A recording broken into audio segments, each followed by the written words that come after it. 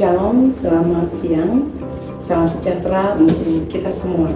Sebelum saya memaparkan materi pada siang hari ini, saya akan memperkenalkan diri saya karena orang bilang tidak kenal maka tidak sayang. Nama saya Yayu Nuryanti, Sarjana Keperawatan Mas, Magister Keperawatan dengan peminatan keperawatan maternitas. Kali ini saya akan memaparkan salah satu tugas Tridharma Perguruan Tinggi yaitu bidang pendidikan. Pada bidang pendidikan, saya sebagai seorang dosen di Prodi D3 Keperawatan Manokwari, saya mengampu beberapa mata kuliah. Sesuai kurikulum 2022, Keperawatan Maternitas pada Prodi D3 Keperawatan berada di semester 3. Mata kuliah ini merupakan salah satu mata kuliah keperawatan klinik dengan bobot SKS 3 yang terdiri dari 2 SKS teori dan 1 SKS praktikum. Sebagai seorang dosen dalam melaksanakan bidang pendidikan, saya telah menerapkan sistem DAI, yaitu aspek delivery, interaktif, dan asesmen. Pada aspek delivery ini merupakan proses di mana saya menyampaikan materi pembelajaran sehingga mahasiswa dapat menerima materi dengan baik dan jelas. Materi yang saya sampaikan mengacu pada capaian mata kuliah tinggi yaitu keperawatan maternitas. Mata kuliah keperawatan maternitas ada 3 CPM yang menurunkan 8 CPMK dan 22 sub CPMK dengan 15 bahan kaji. Berikut saya akan menyampaikan 3 CPM yang akan dicapai pada mata kuliah keperawatan maternitas, di mana ketiga CPM ini sudah mencakup aspek sikap, keterampilan, dan pengetahuan. CPM yang pertama diambil dari kurikulum CPL 2, yaitu mampu mengaplikasikan ilmu pengetahuan dan teknologi keperawatan dalam memberikan asuhan keperawatan secara profesional. CPL 2 mengacu pada CPL 3 pada kurikulum, yaitu menunjukkan kemampuan komunikasi terapeutik, bertanggung jawab dan berperan secara aktif dalam interprofesional kolaborasi dengan tim kesehatan lain. CPL 3 mengacu pada CPL 5 pada kurikulum, yaitu mampu menjalankan pekerjaan profesinya dengan mengutamakan keselamatan klien dan mutu pelayanan berdasar perkembangan ilmu dan teknologi keperawatan. Selanjutnya, saya akan menyampaikan CPMK yang terdiri dari 8 CPMK. CPM ke-1 mampu memahami konsep dan perspektif keperawatan maternitas, menyebutkan dan memberi contoh isu dan tren keperawatan maternitas. CPM ke-2 mampu mengimplementasikan konsep asuhan keperawatan pada masa kehamilan. CPM ke-3 mampu mengimplementasikan konsep asuhan keperawatan pada masa persalinan. CPM ke-4 mampu mengimplementasikan konsep asuhan keperawatan pada masa nifas. CPM ke-5 mampu mengimplementasikan konsep asuhan keperawatan pada bayi baru lahir, mampu mengimplementasikan konsep asuhan keperawatan pada keluarga berencana.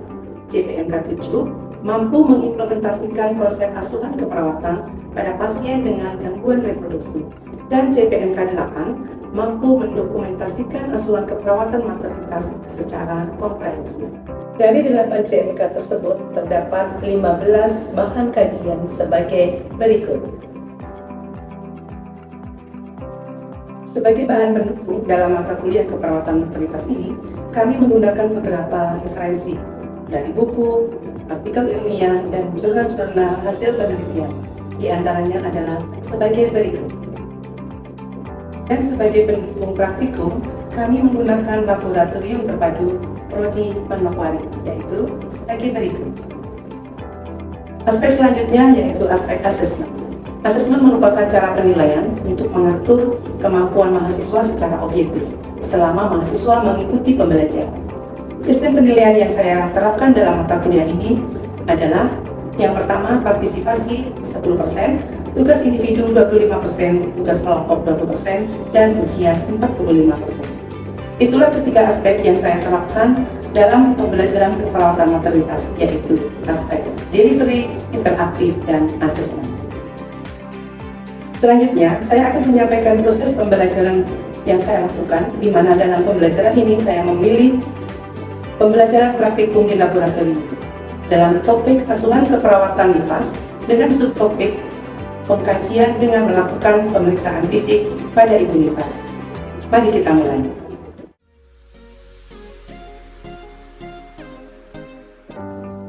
Selamat siang semuanya. Siang Ibu. Siang hari ini kita akan mulai praktek tentang pemeriksaan fisik pada ibu nifas. Pengertian dari pemeriksaan fisik pada ibu nifas ini adalah kita akan melakukan pemeriksaan untuk mengumpulkan data-data pada ibu nifas untuk mengetahui gejala yang muncul, masalah-masalah yang muncul pada pasien dengan mengumpulkan data-data objektif. Prinsip pada pemeriksaan ini adalah kita harus menyiapkan peralatan yang lengkap, biar kita siapkan ruangan, dan kita harus menjelaskan pada pasien sejelas-jelasnya apa yang perlu kita lakukan. Ada juga 3 persiapan yang perlu kalian lakukan sebelum melakukan pemeriksaan fisik. Persiapan yang pertama yaitu perawatan, kemudian ruangan harus cukup cahaya, jangan sampai yang tertutup ya. Kemudian persiapan yang ketiga adalah persiapan pasien. Kita buat psikologis pasien senyaman mungkin, jangan sampai pasien itu merasa ketakutan kemudian. Selanjutnya yang perlu diingat adalah ketika kita mau melakukan tindakan pada pasien, tetap menerapkan 4 tahap komunikasi terapeutik. Tahap yang pertama adalah tahap pra-interaksi. Tahap pra-interaksi yang sekarang sedang kita lakukan di sini, yaitu dilakukan di ruang tindakan. Tahap ini kita melakukan persiapan alat yang terdiri dari ini ada ruang steril yang berisi tong sampel. Kemudian kita menyiapkan alat untuk mengukur tanda-tanda vital. Ini ada tensimeter, ini ada termometer, kemudian stetoskop, dan jam tangan. Selain itu, kita juga menyiapkan peralatan pemeriksaan fisik yang lain, yaitu ada penlight, refleks hammer. Alat selanjutnya adalah handscoon. Handscoon ini tidak perlu handphone yang steril ya, bisa handphone bersih. Inilah tahap pra-interaksi. Selanjutnya kita akan masuk pada tahap yang kedua, yaitu tahap orientasi. Mari kita sama-sama masuk ke ruangan pasien.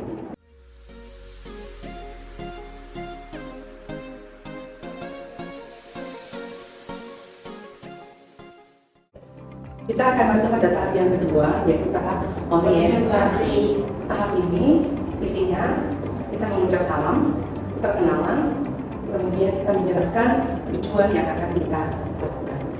Selamat siang, Ibu Eka. Selamat siang, Gus. Masihnya biasanya Suster Yayu? Masih, Gus. Pada siang hari ini saya akan melakukan pemeriksaan pada tubuh ibu dari 7 rambut sampai 7 kaki. Tujuannya supaya kita bisa tahu apakah ada masalah atau kelainan yang muncul pada ibu saat melahirkan. Bisa saya mulai, Bu? Setelah kita melakukan pemeriksaan fisik, kita akan melakukan terlebih dahulu untuk mengukur tanda-tanda vital. Tanda-tanda vital yang pertama kita akan mengukur tekanan darah. Jadi Bu Ika akan mengukur tekanan darah ibu.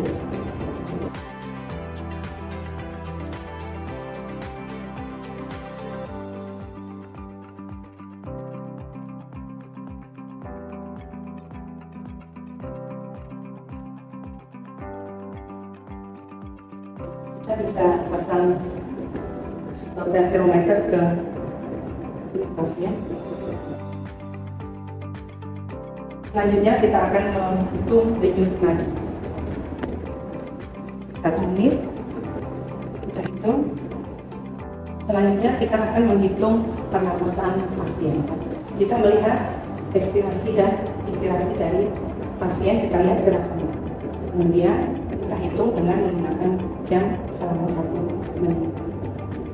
Kita mulai dari daerah kepala ya. Jadi nanti kita akan lihat kita banding kepala dengan pemeriksaan secara inspeksi. Kita lihat apakah di rambut ini rambutnya bersih atau tidak, penampilannya rapi atau tidak.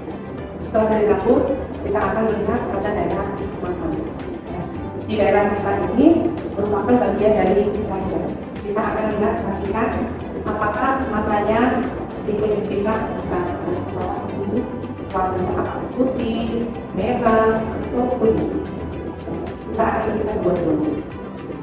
Kemudian dari mata kita langsung turun ke hidung. Di daerah hidung kita akan lihat apakah ada kotoran atau tidak. Kemudian pada daerah mulut, kita lihat dulu mulutnya di bagian luar, bibirnya pucat atau tidak, kering atau tidak, atau lembab, lubangnya lembab. Selanjutnya setelah kita lihat pada bagian luar, kita akan lihat pada bagian dalam, itu di daerah mulut. Kalau misalnya pada mulut, jangan lupa menggunakan handscoon. Untuk pemeriksaan ini kita menggunakan alat yang namanya tonsurator, ya.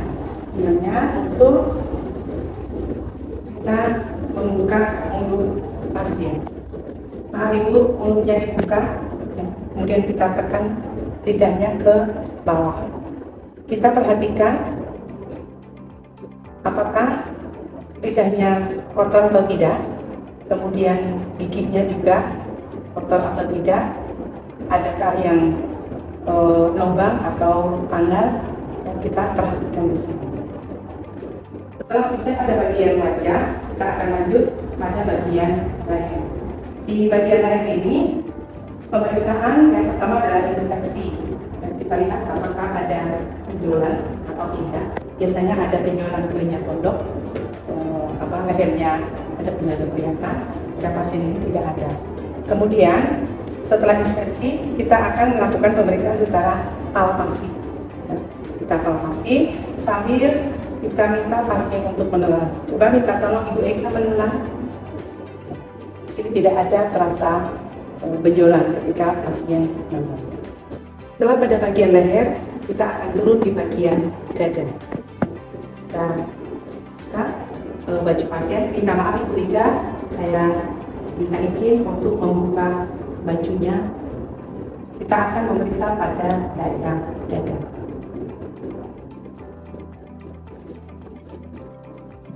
Pada daerah dada ini, pemeriksaan yang pertama yaitu secara inspeksi. Secara fokus untuk keperawatan maternitas, kita inspeksi apakah payudara kiri dan kanan bentuknya sama, simetris atau tidak. Kemudian kita lihat puting susu. Antara puting susu kanan dan kiri apakah menonjol atau tidak. Karena ada beberapa pasien yang mengalami kelainan puting susu. Ada puting susu yang tenggelam. Setelah kita inspeksi, kemudian kita akan palpasi yang pada daerah payudara. Palpasi ini untuk mengetahui apakah ASI pada si pasien ini keluar atau belum.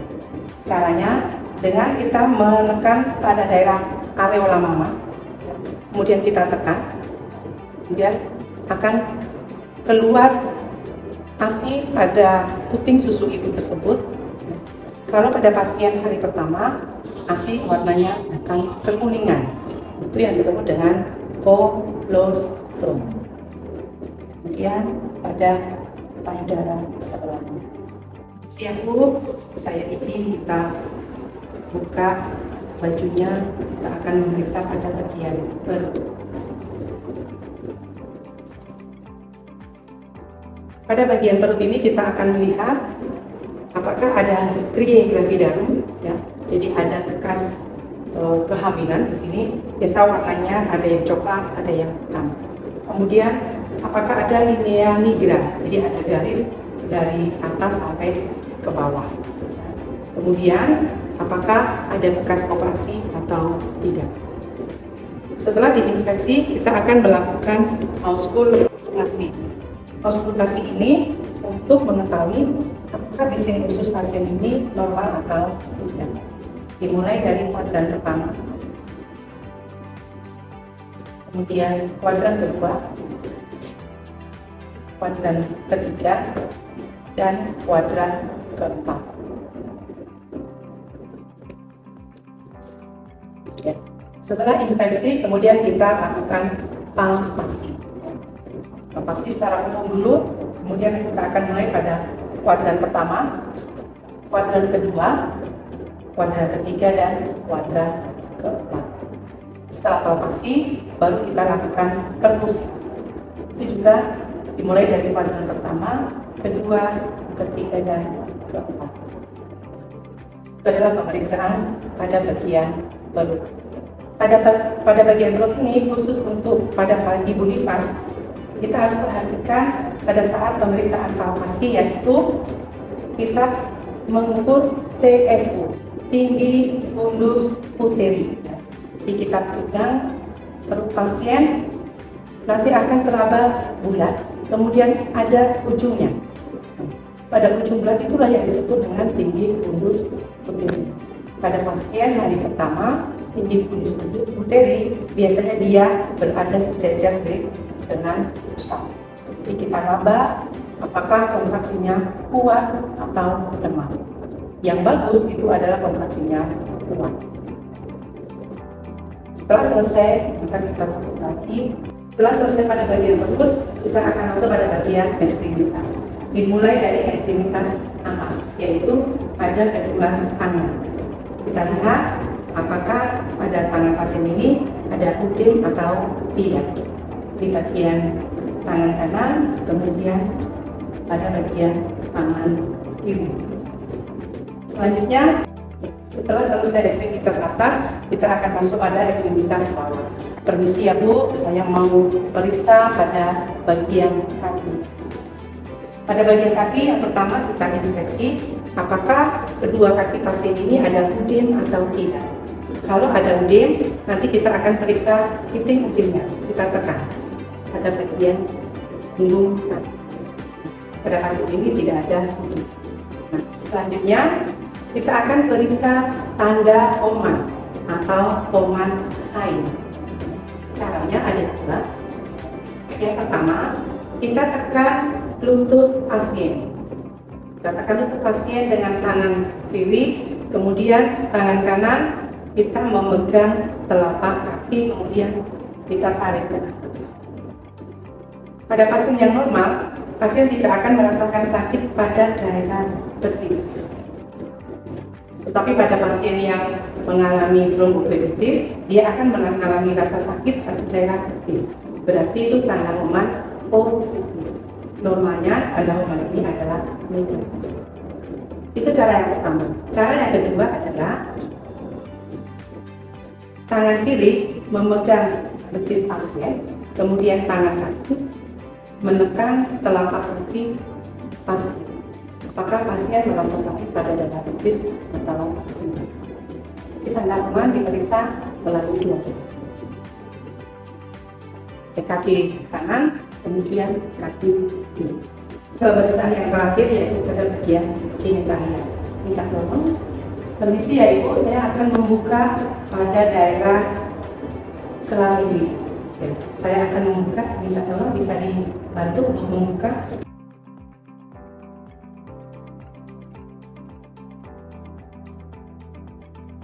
Ini harusnya posisinya kaki dilipat, ya, posisinya kaki dilipat seperti ini, ya. Kemudian kita bisa melihat yang pertama apa warna dari lokea. Kemudian kita lihat kalau pasiennya jepitan, apakah ada jahitan yang lepas atau tidak, atau ada kelainan yang lain, misalnya ada kemerahan pada daerah dada. Pada pasien ini kita tidak temukan kelainan.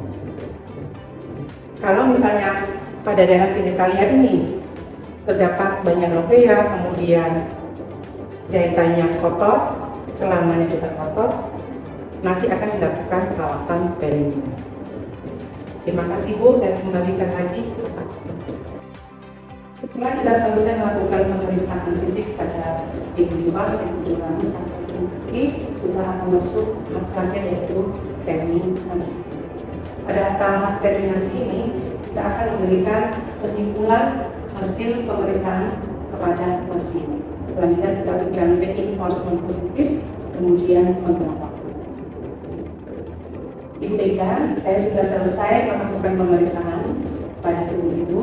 Didapatkan dari hasil pengukuran tekanan darah tekanan darahnya normal 120 per 80, nadinya juga normal 88 per menit, suhunya juga normal 36,8 derajat Celcius, kemudian kepanasan ibu juga normal 16 kali per menit. Dari hasil pemeriksaan wajah, kemudian payudara, perut, tangan dan kaki, dan pada alat kelamin semuanya dalam kondisi. Apakah ada yang mau ditanyakan Ibu? Terima kasih atas kerjasamanya. Nanti jam 15 saya akan datang lagi untuk melihat kondisi ibu kamu. Selamat istirahat, semoga cepat sembuh, dan saya akan melakukan tugas yang lain. Setelah selesai tahap terminasi, kembalikan alat-alat ke ruang tindakan. Ada yang mau ditanyakan dari yang sudah kita lakukan tadi? Ainun.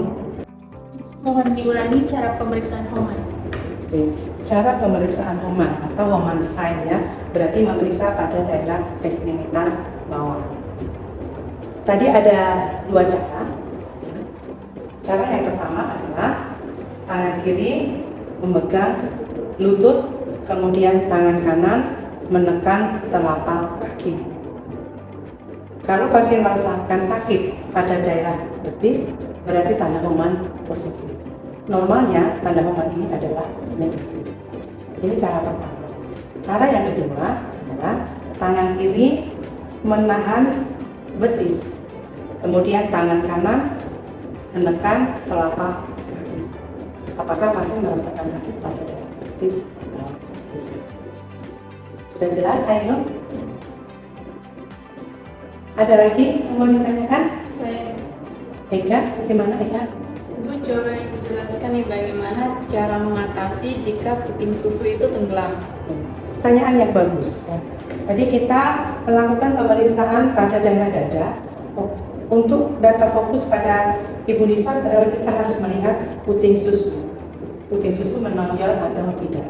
Pertanyaannya, bagaimana jika puting susu itu tenggelam? Jadi ada yang bisa kita lakukan secara tradisional ya, yaitu menggunakan, kita bisa siapkan squid 10 cc, ini squid 10 cc ya. Kemudian kita bisa potong pada bagian caranya. Ini squid 10 cc ya. Kemudian kita potong pada bagian caranya. Hasilnya seperti ini. Kemudian pada bagian squid ini kita balik. Kalau tadi begini ya posisinya, dan kita balik. Kita balik begini. Nah, jadi hasilnya seperti ini. Nah, kemudian pada daerah yang ada sayap ini kita tempelkan pada bagian puting susu. Kemudian ditarik. Nah, harapannya puting susu itu akan muncul yang tadi tenggelam. Jadi begitu ya caranya. Bisa pahami Eka? Kalau tadi kalian sudah bertanya, Ibu juga ingin bertanya untuk mengetahui bagaimana pemahaman kalian terhadap hasil pemeriksaan fisik. Kira-kira kalau kita memeriksa pada bagian wajah, apa yang perlu kita perhatikan? Ada yang bisa jawab? Silakan Sarul.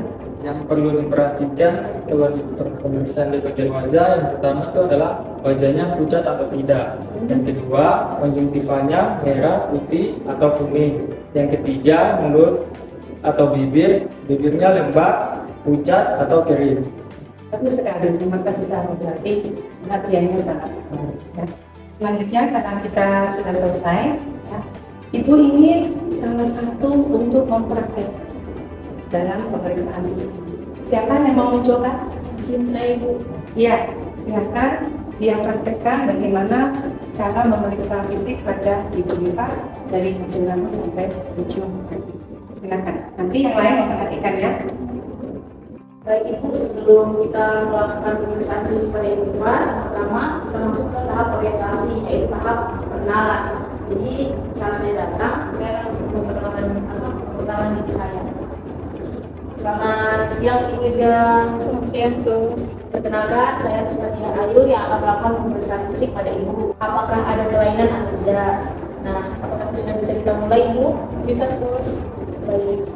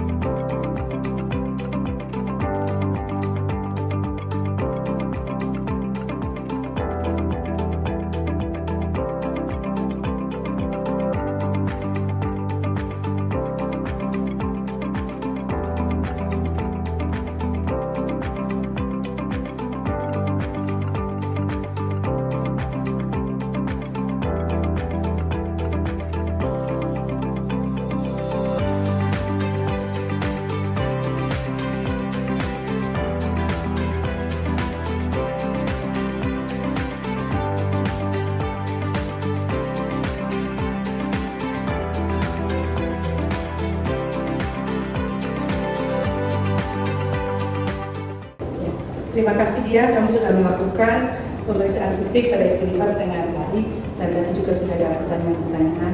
Mungkin ada pertanyaan lagi yang mau disampaikan? Ya, Dan kalau tidak ada, berarti sudah jelas semua. Nanti kalian bisa praktekkan pemeriksaan fisik pada Ibu Nifas ini pada saat praktek di rumah sakit. Selanjutnya kita akan membawa alat-alat kembali ke ruang tindakan. Selamat siang Bu, terima kasih atas